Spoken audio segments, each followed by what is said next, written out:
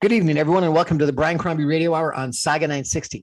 Cryptocurrency, Bitcoin, blockchain. What's it all about? So I wanted to reach out to one of the smartest guys I know, Ryandas, who is just a brilliant guy. He's a nuclear physicist by day. He's an entrepreneur by night. He has a passion for startups, collaboration, and teamwork, and he's had the opportunity to work around the world. He's been in over 90 countries, and he's done quite some interesting things that we may talk a little bit about. He's been a pilot. Did you work for NASA or you just visited NASA?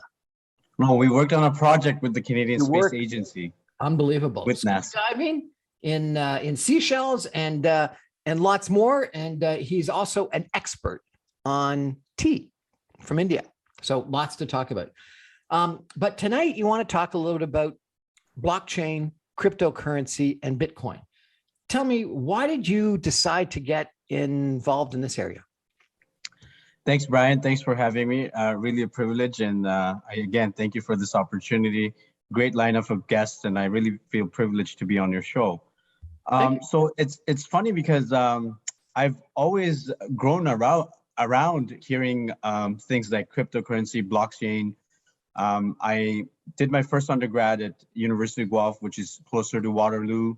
And then I went to McMaster universities, and sort of in hanging around the academic world of Ontario, hold and behold, there was always an ecosystem on blockchain technology and things like you'd hear words like Ethereum, Bitcoin. And to be fair, it was always around me, but I never paid attention to it till about now, because the ecosystem's really changed. And you could see this, especially among millennials and the younger population, just explode in the last, I'd say especially throughout the pandemic, but also in the last 5 to 6 years. So really, I've grown up in the ecosystem, and being a physicist, you're exposed to scientists and mathematicians, and everyone's talking about it. So that's how I kind of got into it. Okay, so let's just get some definitions behind us for a minute. Please explain to me what blockchain is, then what cryptocurrency is, then what Bitcoin is. Awesome. So I'll try to really simplify it. So blockchain is essentially a way to store, you can call it data. So, we all store data, and especially with the world that we live in today, everything's data driven. So rather than storing data in tables and sort of columns, which we've been doing for years and years and years, blockchain works a little bit different than in the sense that rather than storing data in tables, we store the data in blocks. So it's that simple. And what happens is you can think of a block as an area that gets filled. And when that data set gets filled, it's linked to a new set of data, and you just keep adding data. So essentially, blockchain is a form of storing data. But what's unique about blockchain is it's data that is sort of written in stone. So a third-party company or third-party, say, vendor or somebody that's not part of the ecosystem is not able to change it. So it's something that's written in stone, and that gives us a lot of sort of functionality in not only storing valuable data, but it's a community as well. So that the data that's stored is not only shared, but it's not editable. So that's it's not actually stored in stone. It's stored in computers, but in a whole bunch of computers. Is that not correct? Yes, you can call it as a nodes, and it's not centralized, and that's this whole concept of decentralization. So it's not in one place; it's in a series of nodes. But that not only offers transparency, but also validity. And hence, I think it is the future, and it has a lot of functionalities, right from healthcare to education to transportation, and the limits are endless. Okay, so what's cryptocurrency? So cryptocurrency is just, you can think of it as just a functionality now of blockchain. So essentially, when we look at crypto, I know it gets a negative rap sometimes, and people that aren't really aware of the industry. And to be fair, it did start in the quote unquote the dark web. So or was popularized there. So there's sort of that stigma. But if you really look at it from a scientific perspective, it's just another way of payment processing. So for example, we started with gold, then we started with cash. And now we all have debit and credit cards. We tap everywhere we go when you get a Tim Hortons card. But that data transfer that we do when we pay with our credit card doesn't have any sort of data. When it comes to crypto assets, you can think of it as just programmable transfer. So what blockchain and crypto, how it links is that it's essentially just maintaining a ledger that is, again, immutable. So when we talk about a crypto asset on a blockchain, essentially it's just recording transactions. So for example, if I give you $5 and you take that $5 to buy a Tim Hortons cup of coffee, it's just recording the data in the blockchain. Okay, what's Bitcoin? So Bitcoin is, again, I'd say one of the most popularized crypto assets. And I like to use the word assets because a lot of the, you'd say countries around the world, Europe and, my family, where they're from India, and where I'm launching my exchange called Cave, are having a hard time not only regulating it, but I think trying to keep up with the technology that's evolving. So I think the right term to call it is rather than cryptocurrency, because some countries might not accept it as a form of payment. So if you look at it as an asset, Bitcoin is, I'd say, the one that kind of got the ball rolling, as you can think of it, popularized. And Bitcoin was one of the first crypto assets, which not only got world recognition, but had a network of a community where people said, you know what, let us build this. And you heard about Bitcoin money and things like that. So going back to blockchain, it's just that there's a bunch of nodes and databases which is decentralized, and folks are keeping a ledger of the transactions of Bitcoin. And we'll get into this in a lot more detail after the break. But bottom line, you think this is the future? 100%, Brian. And I have this. I think I have a talent because of seeing what's coming, and just being a physicist. We're taught to dream, and I think you just get this innate ability to see what the future is coming. So, I mean, crypto assets, a lot of governments might look at it as, do you really want to decentralize banks and things like that? So that might have some regulatory challenges. But in terms of blockchain technology, once you understand the functionality of it, it's a game changer. And it's definitely going to be there. And I really see it as a valuable asset in things like healthcare, education, and data keeping. Healthcare, education. We're going to have to talk about each one of these different segments and of society and why you think it's going to be a game changer. But we're going to take a break for some messages and come back more with Ryandas in just a minute. Stay with us, everybody.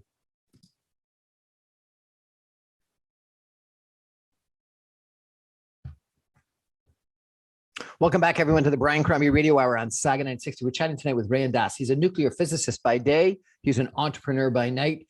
He's got a passion for startups and collaboration and teamwork. He's worked in 90 different countries around the world. He's done some work with NASA, and he's been a pilot, and he's a scuba diver. He's been into tea. He's been an entrepreneur, and now he's into cryptocurrency. And he's going to start a crypto company, we understand, and is in the process of doing so. And we're going to try to explain this to everyone. So, let's go back to how did you get involved in crypto? Why was this something you obviously know something about it, you said, and you think it's the future, but to give up your life as a nuclear physicist and get involved in something like crypto sounds like quite the big bet. Yeah, and thanks for that, Brian, for the clear description. So I'd say the year was 2009 when I first heard the word Bitcoin. And I think a lot of folks might have never heard about had the word Bitcoin or blockchain cryptocurrency. I had a friend, in fact, a mathematician who was studying at Waterloo. And he came up to me and said, Ryan, look at this. This is the future. And that was 2009. And he said, you know what? And I think Bitcoin was maybe $100 then. He said, you should invest some money here. Give me $1,000 and I'll get you some of this and what was known as at that time a wallet, and now it's getting popularized. So I'll create basically a hard drive for you and store this money. And at that point, I thought this gentleman was either part of the deep dark web, or or was a hacker or something like that. And he was a pretty smart guy, and we connected, and I was maybe 18. So that's the first time I heard of it. And then buy the $1,000. I didn't. What would the And $1,000 be worth today? millions. So I didn't. And he, he had access to this. And in fact, he's a pretty young, smart guy. And just like you was eventually ended up at Harvard. So when I started, so that was the first time I got exposed to it at Waterloo. And like I said, the area of Waterloo has been great. Research in motion really kind of kickstarted the region. University Guelph. We have some of the best schools in the world, and I've had the privilege of working for 3 of them.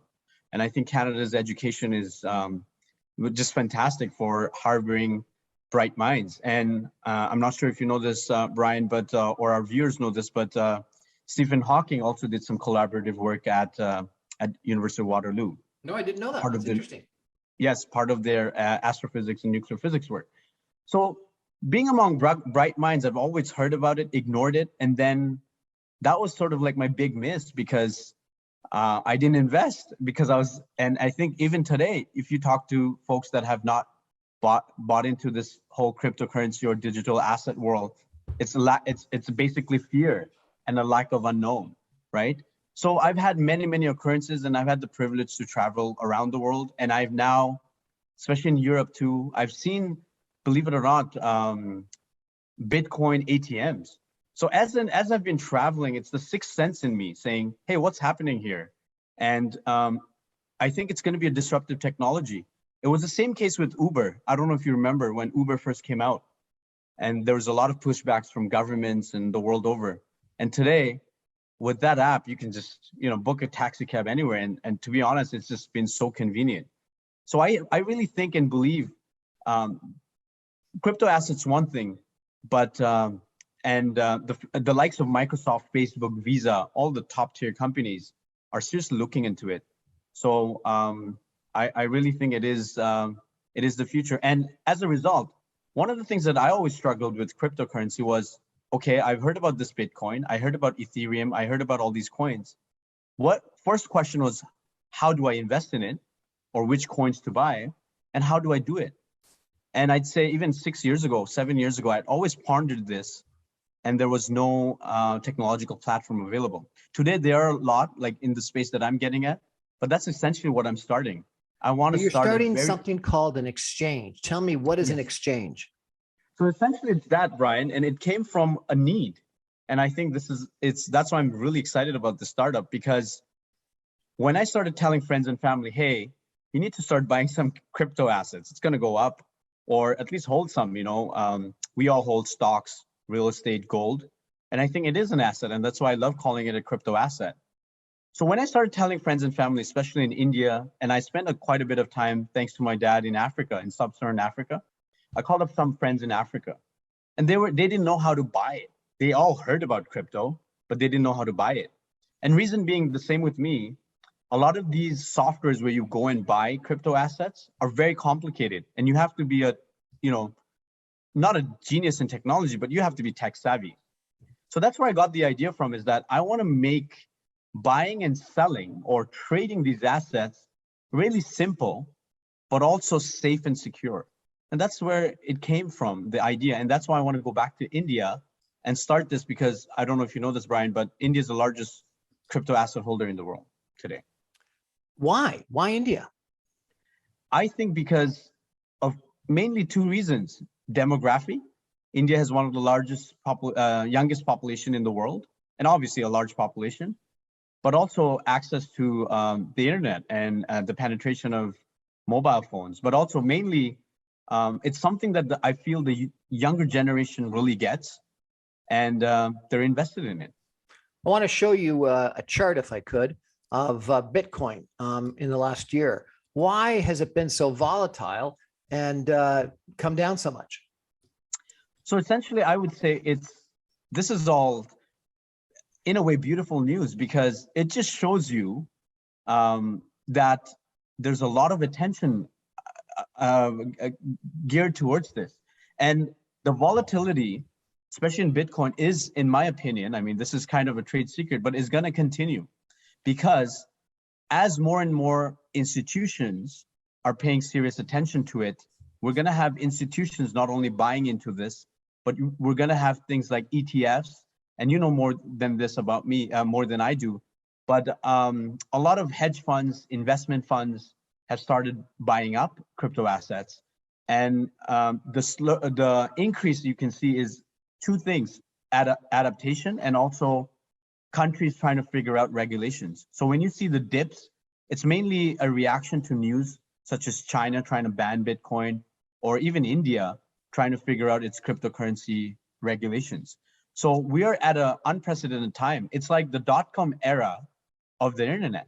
So we're basically in the 99, 2000 era of the internet. And hence, so just to make you feel good, journey. if you had bought that $1,000 in 2018, you were offered in 2009, but let's say it was in 2018, it'd be worth $60,000 today. Exactly. So I missed the bus. So I'm not missing it again. Okay, so what's an exchange? How are you going to set it up? Who's going to be able to play on it? So Brian, this is great, and through just power of luck and networking and hard work, since I've been on this journey, believe it or not, I took this seriously starting in October. I'd done pretty well myself. I was always a trader. The first stock I bought was when I was 16 years old. You know, I've been gifted with the ability of mathematics, and I think finance was just a part of it. And I started dabbling in the stock market since when I was 16. And I'll talk a little bit about failures, but I lost a lot of money, especially in 2008, and got out of the stock market. But then with, as things progressed, I started dabbling into the stock market. And that's how I kind of ran into this whole world. And I started investing into the stock market. And then I realized, hey, wait a minute. I think the market's pivoting into crypto assets. So essentially what I'm starting, and our company is going to be called Cave Exchange.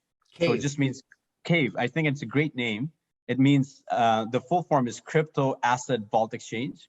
And the reason I called it Cave is, you know, you look at pirates, that's where they stored their treasures, right? In caves in the Caribbean.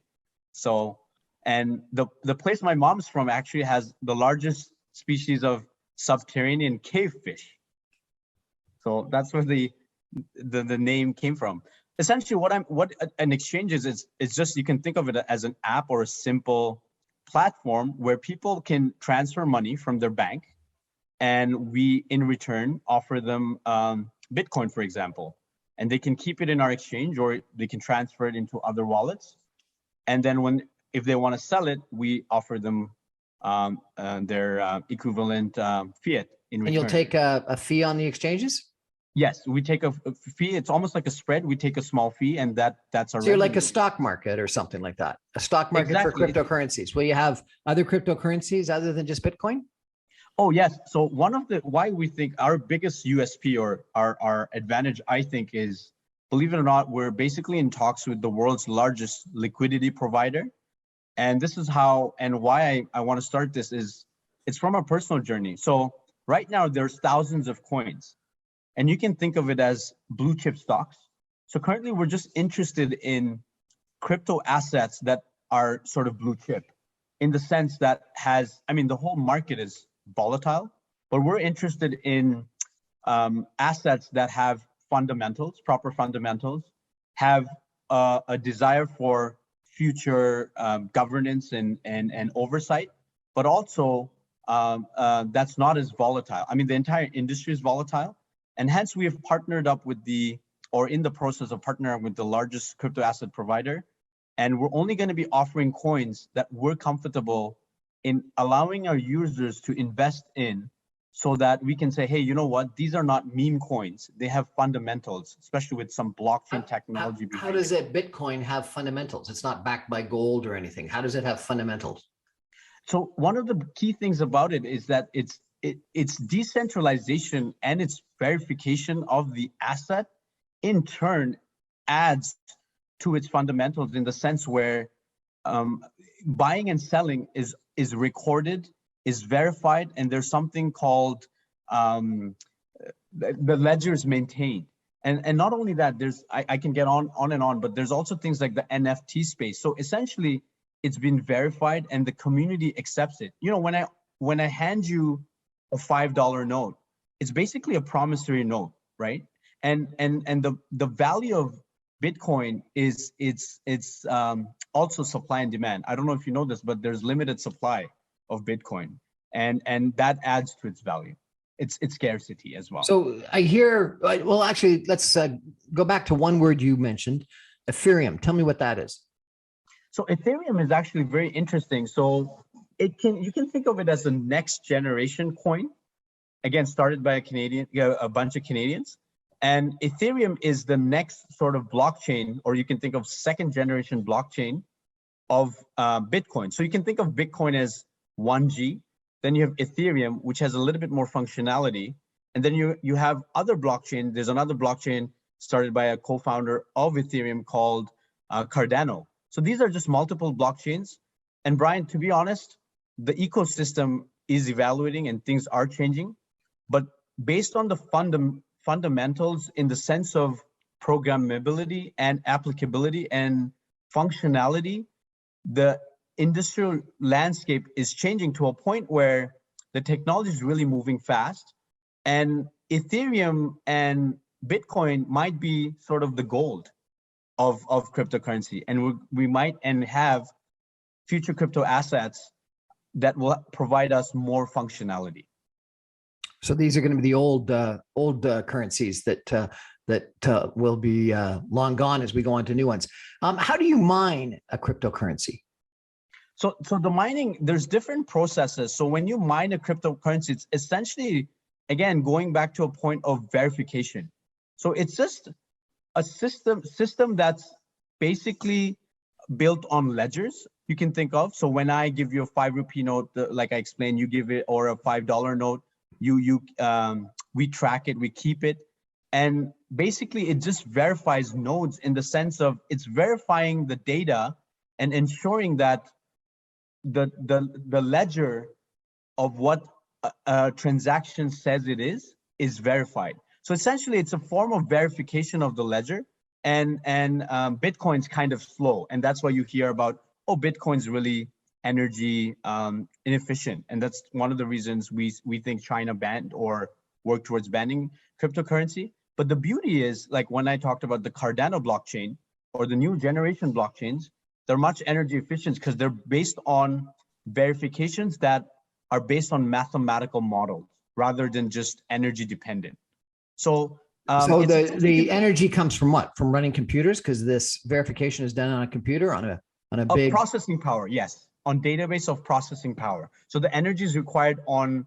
You can think of basically running microprocessors to count the nodes or just verify the links. Now, having said that,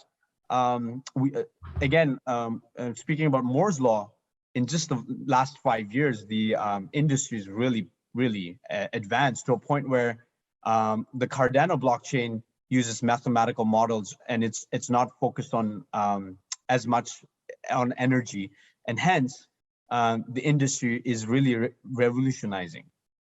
Tell me about the team that you've gathered to create this exchange. It's been a fascinating journey, and Brian, thanks to you as well. I mean, I've had mentors like you, and I can't emphasize the importance of having mentors in a person's life, and you're definitely one of them. And I know, our friendship goes a long time, but having the right network and mentorship, it goes a long way.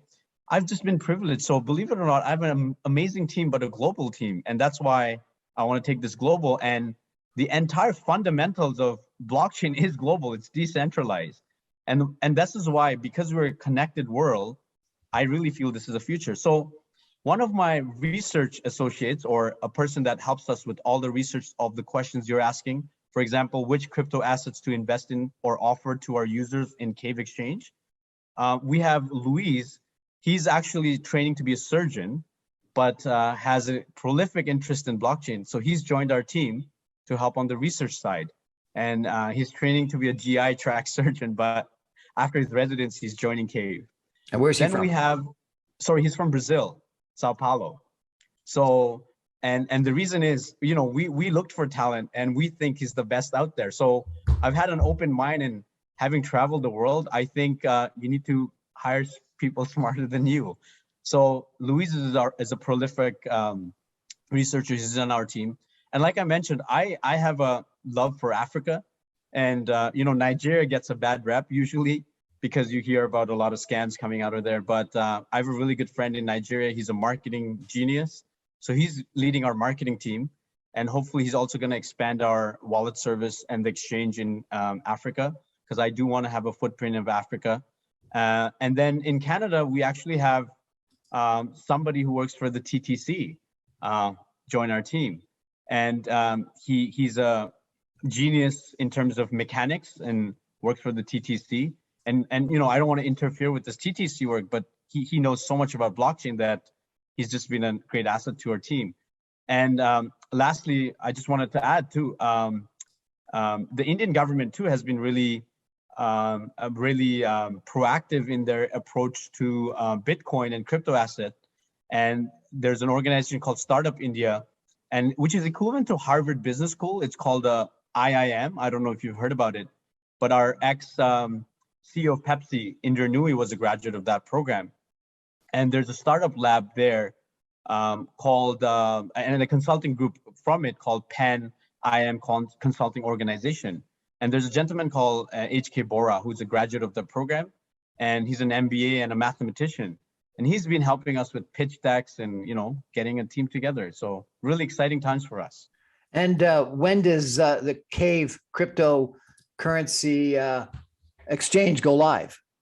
So right now, we are basically at a testing phase and working on our MVP. But behind the scenes, the website. What's your MVP? Yeah, so our minimal viable product. So essentially what we're basically working on, when you take on a big project like this, you want to first get it to market rather than being perfect.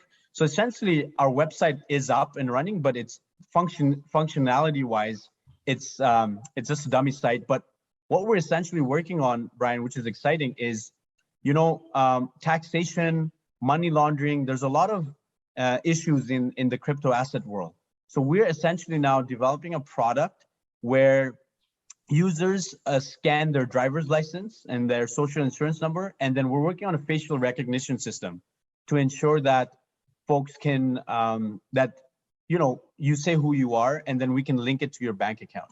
So we are basically working our technological platform, and we're also going to be the first exchange in India and hopefully around the world where we work with auto taxation. So our goal is to be a regulated exchange where we kind of help the government in understanding this landscape, and also be a large tax payer.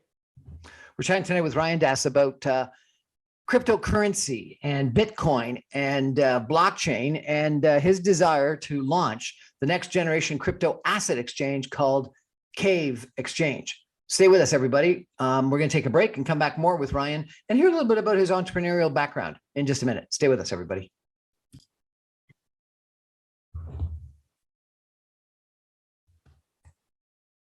Welcome back to the Brian Crombie Radio Hour on Saga 960. We're chatting tonight with Ryandas, who is a nuclear physicist by day. He's an entrepreneur by night.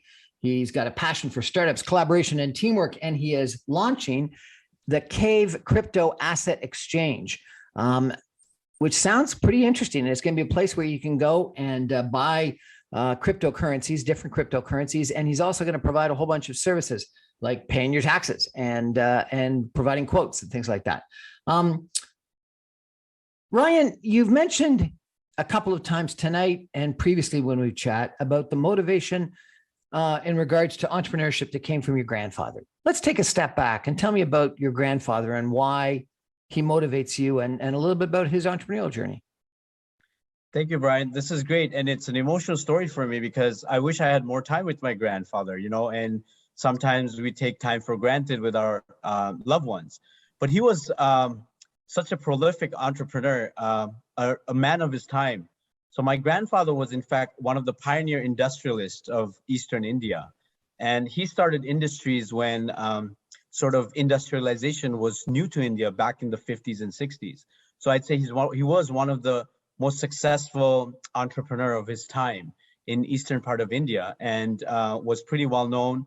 And he also ran for politics. And really, it's someone I looked up to him. And one of the key things that I learned from him was, he was always a busy man, and you know, in our drawing room, in our library, there'd be 50, 60 people waiting on a daily basis just to meet him and talk about business and God knows what. I can only 50 to imagine. 60 people every day that wanted to meet him. Yes, because he was not only, like I said, a prolific entrepreneur, but he cared about society. And one of the key things that I always wondered, because I looked up to him, because to me, he had this aura of, you know, of greatness. And I used to always think, and I was young, and I was like, why do so many people want to meet my grandfather? You know, and I didn't know that he was not only an entrepreneur, but also doing things for society.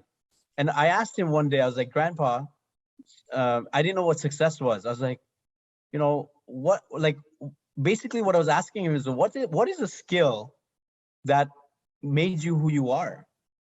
And he said, the ability to help people. And that resonates with me today. I didn't understand that when, even in my younger years, but having failed a lot of businesses, you know, I wouldn't say I failed, but, you know, I've not been able to create startups that was sort of a unicorn, or, you know, taking it all the way to the IPO. Hopefully this Cave Exchange, it will be it. But learning from my failures, I've realized the entrepreneurial journey is one of the purest form of human ambition, because once you're successful, you really have the ability to not only create jobs, but impact lives in such a positive way, and, you know, donate money to society, and not only that, partake in political changes, which I think is so critical. So really, my grandfather really inspired me, because he taught me that entrepreneurship can really be used for the good of society. Fantastic. Well, that's wonderful. What was your grandfather's name? His name was actually Ryandas. So very, I mean, I have an Irish name, I think, and my dad got inspired to name, and I was built for Canada, I guess, but his name was Ryandas, and he was a industrialist, and, you know, also did a lot for society. So now at 32, I feel like I need to carry on his legacy. Fantastic. And hence I'm moving back to India, but it's not that I'm moving back to India and leaving Canada. I'm leveraging that network and using the market that India offers, and then also take that experience and start an office in Canada, and hopefully employ young Canadians that are interested in this space. Fantastic. Tell me a little bit about being a nuclear physicist and working at NASA and some of the other things you did. So one of the things, Brian, which I think you also have in you, and it's really weird. I'll tell you this crazy story. So when I was in grade 6, you know, I was not a studious student. I was a naughty kid at the back of the class, and you know, always fooling around or goofing around. And some students and even a teacher, I remember one time called me dumb and said, you know, Ryan, you're just so dumb. And that just hit me. And I asked my friend that very day, and this is a true story. I asked him, I was like, well, you know, being called dumb didn't feel so good. And then I asked my friend, who's the smartest person on earth? And he said, the smartest person on earth is Albert Einstein. And that's the first time I heard that name. I was in grade 6. I was like, okay, what does Albert Einstein do? And he said, Albert Einstein is a physicist and a nuclear scientist. And that's the day I said, I'm going to be a nuclear scientist. And it's a true story. So being insulted was the motivator. Yes. And I think people have to realize this, you know, when you have a goal and you stick to it, and have this this innate ability to ignore failure or negativity, I think we can achieve anything in life. And I think you can relate to that, Brian, as well. But that's how I became a nuclear physicist, because I wanted to prove the world that I was not dumb. So what are you doing today as a nuclear physicist? So I've had the privilege, you know, I not only in the nuclear industry, but again, I think the side of helping people. So I you know, my passion was physics. I don't know if our users know this, but I trained at the McMaster University nuclear reactor. So McMaster University is one of few universities in the world with a nuclear reactor on campus. So that's where I was trained.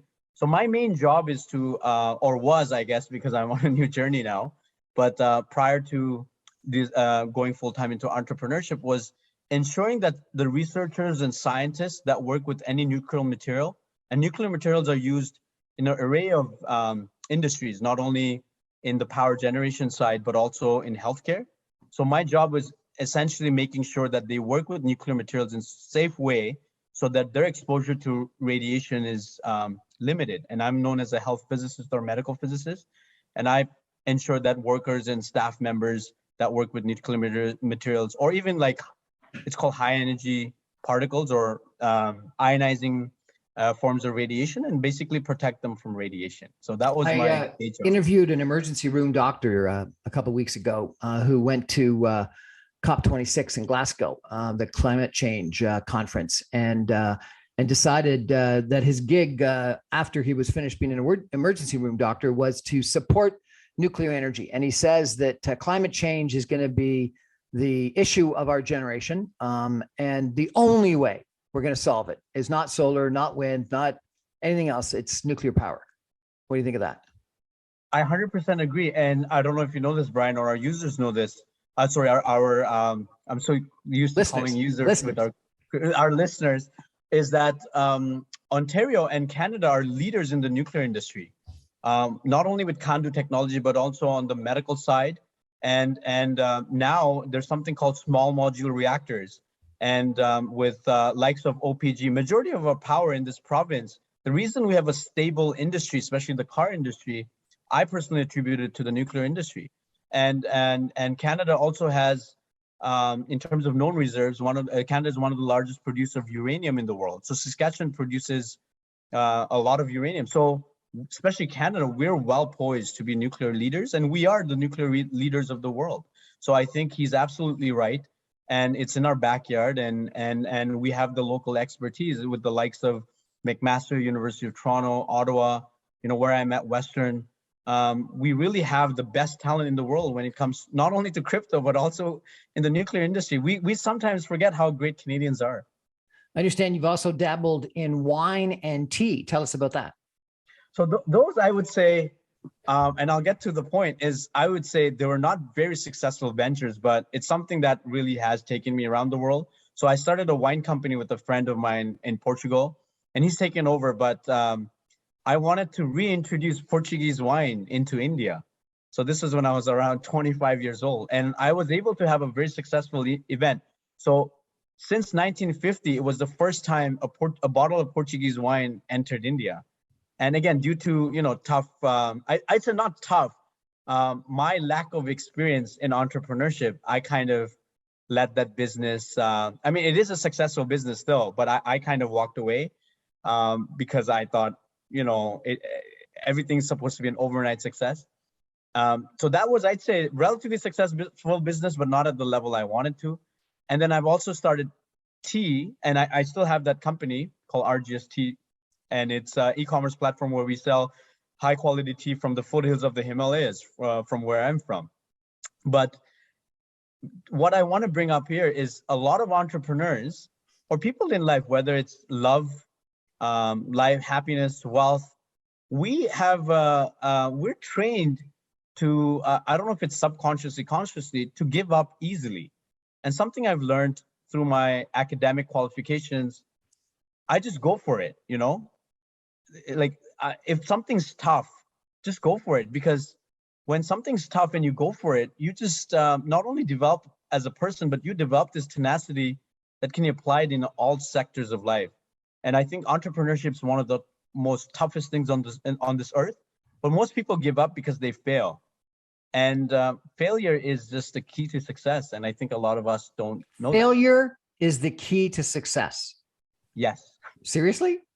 Yes. So without failure, you will not be directed in the right path. You won't learn. You won't learn. And nature and biology, chemistry, it's all over in the natural world. We just don't pay attention to it. Now, you've used a couple of terms tonight that maybe not everyone is familiar with. You said USP, unique selling proposition. Tell us what that is. So that's something when you develop a product, what makes you different? What makes you stick out? And that's, I think, a term that a lot of folks in the startup world, especially nowadays, uses, or even in the business world. but it's the key. And USP actually, if you think about it, does not only apply to business, it also applies to us as individuals. We're all special in certain ways. What's And your I think USP? my USP to positivism. Positivism. I thought it was going to be because you're so good looking. No, I wish. And the other one you mentioned was minimum viable product, MVP. Yes. Tell me about that. So Brian, and you know, I'm so privileged to be here. I don't know if our listeners know this, but Brian is one of the, he's a Harvard Business School grad, one of the best brains on earth. Harvard Business School, I think, has produced some of the best, not only entrepreneurs but leaders around the world. And I'm humbled just to be in your presence, Brian, if I may add that. And you guys are just wired differently. And it's the same in India. We have a similar, like I said, institution with Bora helping me out with IIM. I've learned so much from you guys in the business world. Now, having said that, these are really business school terms, but so applicable in the real world, is that I'm to blame. And this is the reason I think I've not been uber successful in having a multi sort of national corporation, which I hope to have one day, is that a lot of us spend too much time in perfection. And this applies to all of us. So we spend a lot of time making the perfect presentation, making the perfect product, making the perfect report, making the perfect, everything perfect. And what happens is sometimes as entrepreneurs or even as individuals, we spend so much time thinking about a product and trying to make it perfect that we never let it go out there in the marketplace. So the key nowadays is, and a lot of research has gone in, is that rather than waiting to create the perfect product, just create something that's workable and let the market dictate which direction it's going to take. Because let's say you might think of a product that's perfect, that let's say I've designed a tin can and I think orange is the best color. But the retailers and your buyers say they don't like orange, they might like green, right? But then you've spent 6 months wasting the team's effort and money creating an orange tin can. So something like that. And that's what I think is the key to success in the startup world. Don't spend too much time in creating the perfect product. Rather, create something that's workable. It might be not a great product, but let the market teach you and learn in the process. So look at that quote. Wow. French philosopher Voltaire said, perfect is the enemy of the good. Einstein said something comparable as well about perfection being the enemy of the good. In other words, yeah, you wait too long for perfection, you might miss out on something pretty damn good. Absolutely. And I think, I've achieved like ridiculous things. I've always had a bucket list ever since I was maybe 12, 13 years old. And I've always covered my bucket list. And I think that's a key thing to experience life. A lot of people miss out if you don't have a bucket list. You should have a list, a to-do list or a bucket list or a love list, and cross it off. And the way I've done that is speed. Speed's critical.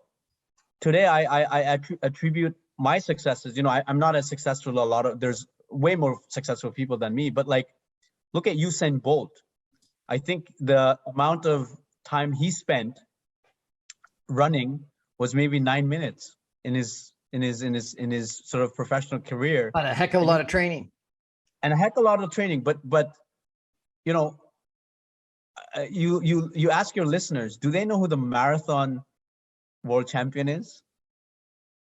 I don't. But if you ask them who the fastest person on earth is, 90% of your listeners will say Usain Bolt. Yeah, I think it's because that he had a logo. It's back to your friend from Africa that's going to be your marketing. Like when he did the Bolt, everyone knew what it was, right? And so you come up with a logo. So you got to think about what's your signature story, your signature logo, your motto, your slogan. I agree, but I think going back to the MVP, a lot of us wait too long in life and slow down rather than, and this is my theory. And today, I'm leaving one of the top jobs in the country. I'd say I work for Western University as of now, and it hurts me to leave them even because they've been really wonderful, and I'd say one of the best employers out there, and I've enjoyed my time. They've really honed my leadership skills. But when you make decisions or when you get a product out in the market fast, you have time to correct. And even in life, if your decision's wrong, that's okay. But if you make those decisions fast, you have time to recover. Well, and I love this this quote about don't let the perfect be the enemy of the good. Lower the bar. Actually, spending 10 minutes clearing off one shelf is better than fantasizing about spending a weekend cleaning out the entire basement. I have another line that you and I have talked about before in regards to shoot for the stars. You may make it to the moon, and so just striving is better than not trying at all. So I think those are good lessons. We're going to take a break and come back more with Ryan Das in just a minute. Stay with us, everybody.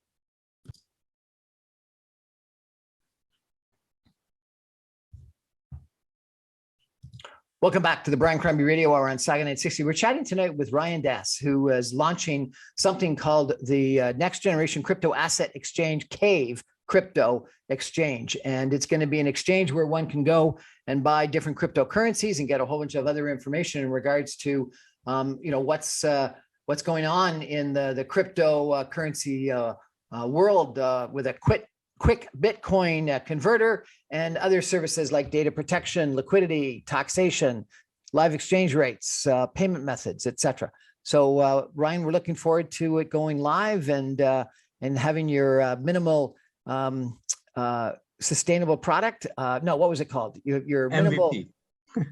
Minimal viable product. That's both viable or sustainable. Sustainable. And that we can come and buy some Bitcoin or other cryptocurrency on it. We're looking forward to it. As you've gone through your journey with nuclear physicist, with wine from Portugal into India, from India, tea from the Himalayas around the world, and now launching this crypto exchange, CAVE Exchange.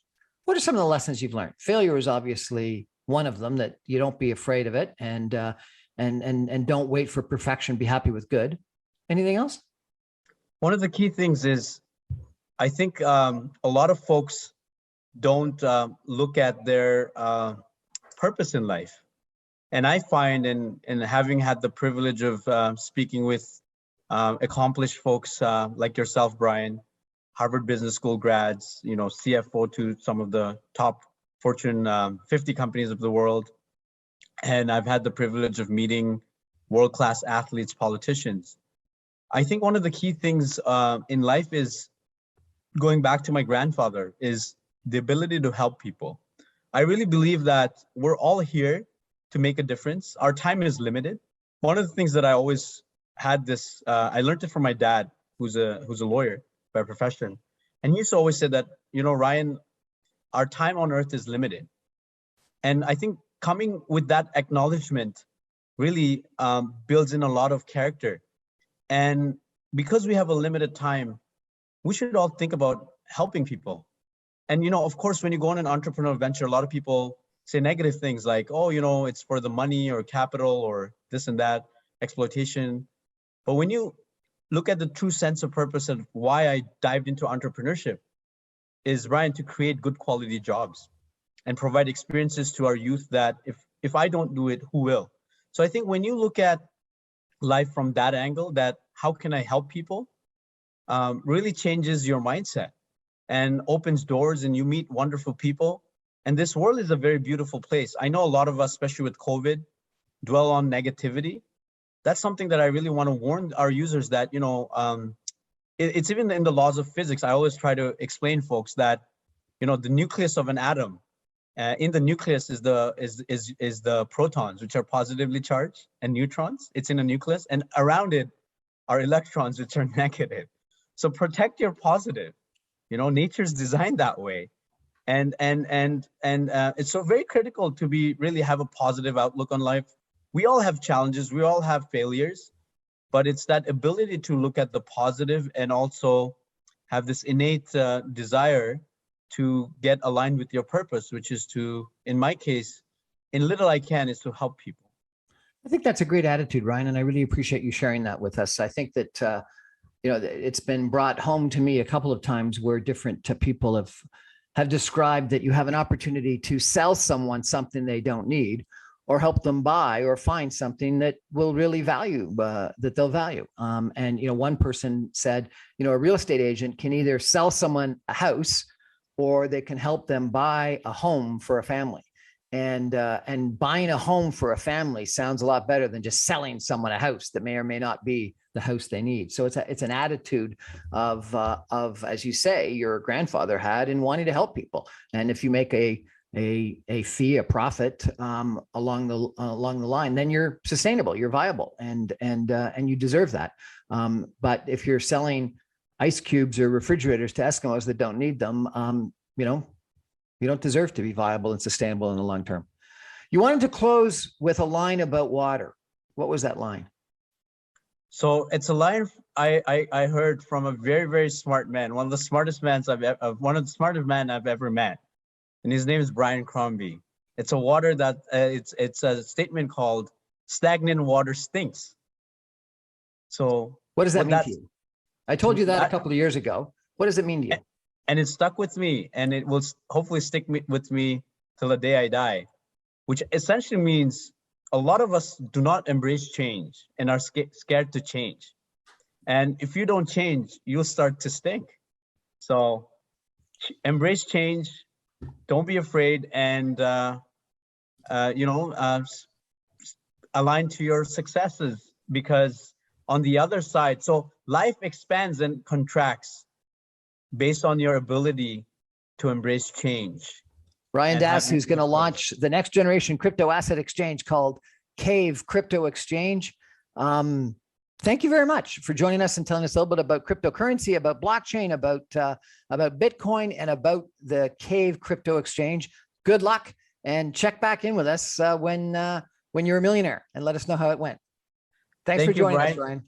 Thank you. A privilege, and I really appreciate our time here today. That's our show for tonight, everyone. Thanks for joining us. I remind you, the Brian Crombie Radio Hour is on every night, Monday through Friday at 6 o'clock on 960 AM. You can stream me online, Ryan, even from India, at www.saga960am.ca. You can get all my podcasts and video casts on briancrombie.com, the podcasts on Apple, Audible, and Speakeasy Podcasts, and the videos on Facebook, Instagram, LinkedIn, and yes, of course, YouTube. And if you get a chance, sign up for my YouTube channel and you'll get all my videos.